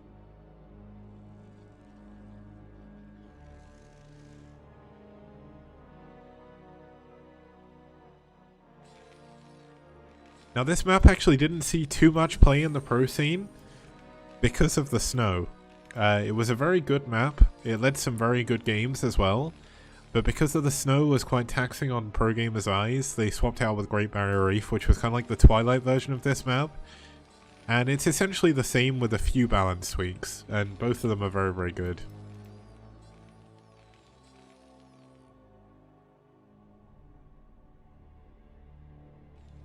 Now one thing you'll note is there is this mineral field that's very, very small. You can already see that Pre has mined that through. And that allows you to run through your probes to this mineral only base. Now you can actually glitch them over And that looks like what we saw pre-do. I did miss that, but that's essentially how you go to expand there. Now, Hit 'em Up did go for a scan there. Doesn't really see too much with it.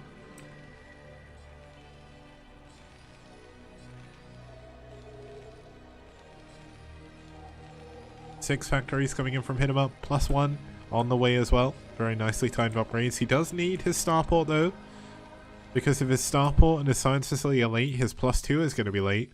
And that is definitely not what you want happening against Protoss, especially in the modern meta. You're going to have to get your upgrades perfectly on time. I thought that DT was going to get away there. That would have been insane.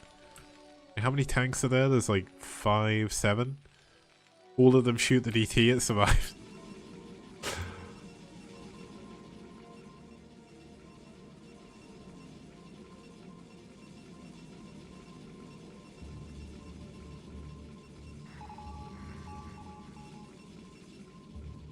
Okay, it looks like Hit 'em Up going to go for a +1 timing attack here. As his +1 is about to finish, he moves out across the middle of the map.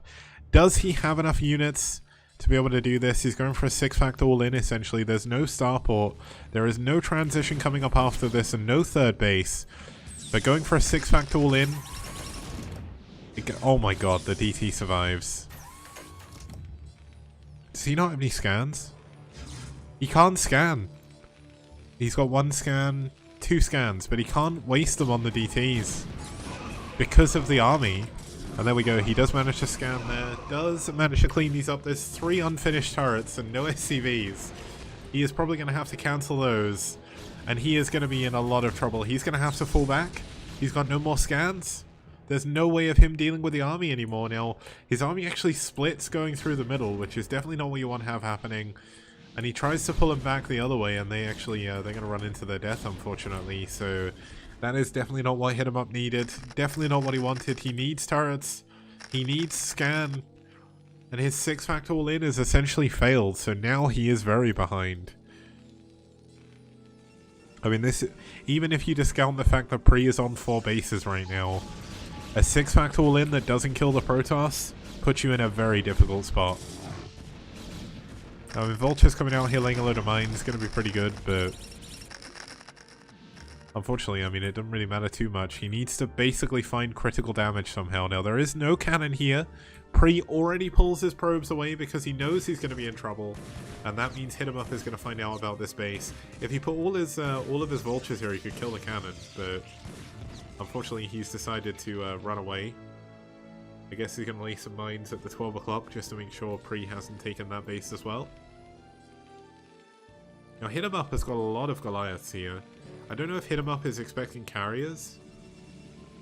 I think Hit 'em Up is expecting carriers because there's absolutely no reason why you should build this many Goliaths against Arbiters.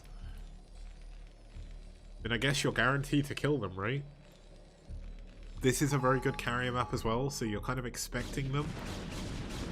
But maybe you know, he knows Pre better than I do as well, so... Oh, mine track! Nope.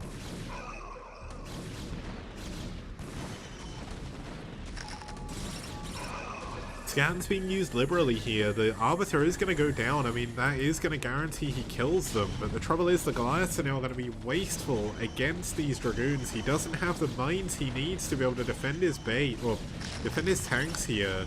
Tanks at the back going to be helping a lot. The stasis actually... Oh, that mine. Very, very good for the Terran there. But Pre also taking a lot of damage. Looks like that some of the Goliaths do manage to survive. But this is, of course, going to be another dead tank. And that's another form of push that we saw from Hit 'em Up that is not going to be able to do anything. I don't know if he was going for another timing, but still no starport, still no science facility. And that means essentially Hit 'em Up is still all in. He's only on 31 SCVs. He stopped building SCVs a very long time ago. And an expansion is out of the question at this point. Now, if he can kill one of these bases, he still has a chance. This is a big wave of Zealots, which are obviously not going to help out too much against the Vultures. Oh my god, Pre is building nothing but Zealots right now. Why? Where is his Dragoons?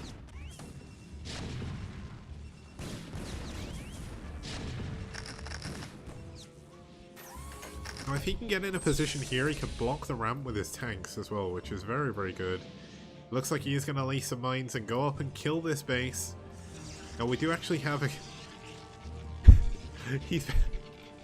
he's building he's built 2 DTs behind the minerals. They can't leave, but he's built them for defense. There we go. Is that the epitome of a panic DT? Is that the actual real use of a panic DT? They can't even leave. You just build them. Oh no! Oh no! I'm under attack. Press the DT button. he's gonna have 3 behind the minerals. Now looks like some of the units gonna break out here. Oh, that could have been bad. Oh, that would have been a lot of damage on those. Oh, the DT's actually going down as well. Oh my god, that's very unfortunate.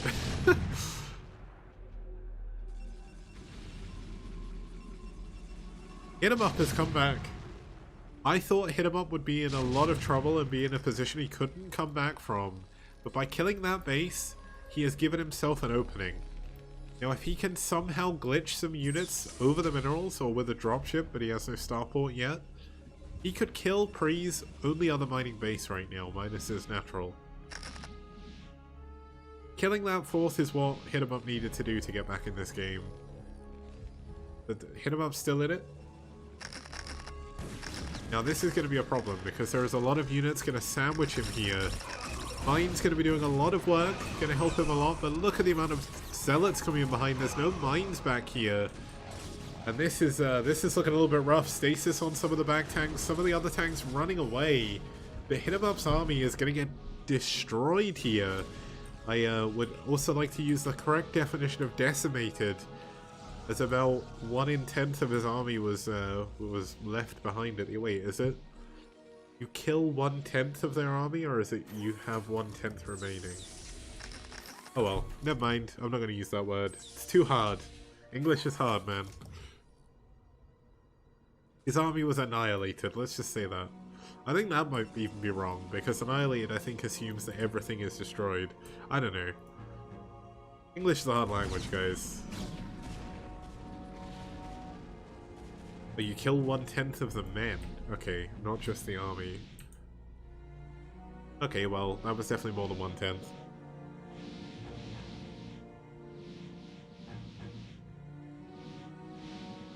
I'm glad there's people in chat with big brains, unlike me, who's a small brain Terran user who doesn't know what he's doing anymore and doesn't even play the game. I just cast now. The game is too stressful. Wait, is that actually Quag? I don't think that is, right? Someone called Quag the Crooked just turned up in chat saying, coming in so you're all stupid. That's gotta be like a parody account, right? I know Quag's BM, but it looks like Hit 'em up. Using his mines pretty well. Let's zoom out another bit. Looks like we are going to have a couple of stasis fields coming in here. 3 unit stasis there. Another unit going to get stasis to the back, maybe. Looks like the Arbiter does get EMP'd before it can stasis. Oh no, it does stasis. It looks like the 3rd base of Hit 'em up is going to get taken down. Interestingly, not expanding to the back, expanding to the front. Now, there's no gas at this base. There's actually no benefit of Terran taking this base at all. And that's gonna put Pre back in the lead. Oh, this Goliath got a little bit ahead of himself here. Still only +1 attack, which is obviously a big problem. He's up against 2 attack from the Protoss. Looks like we finally have the science facility coming in. I think this just might be a little bit too much for Pre. I don't think Hit 'em. Oh, the perfect timing on those coming out. Does manage to save his new command center, but why isn't he just expanding back here? I don't understand.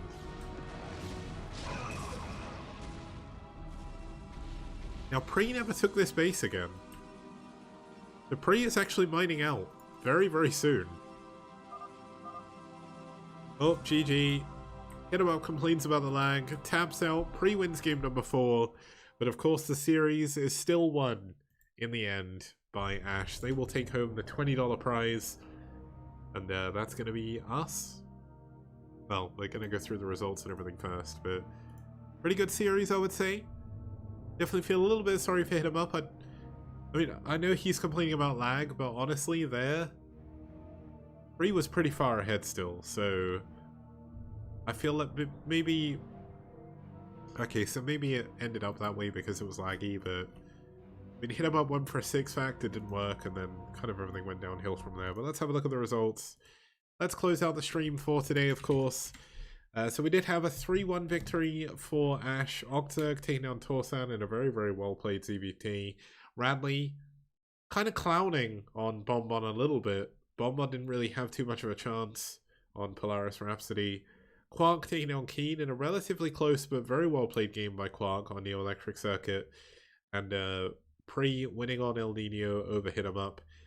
DM getting the win of Pride there at the end, but Ash, of course, taking home the series and getting their hands on the bacon as well. That is going to be me for today. If you want to watch some more STPL, we'll be back in 2 weeks' time with IRK versus Wiko. I'll announce the lineups of those when I know them myself. And I'm going to go back to well, not wasting away my day, but like whittling away my time in VR for another 2 weeks while I wait for the next show match. So I'll see you guys then. Have a very good morning, afternoon, evening, wherever you are, and I will see you guys next time.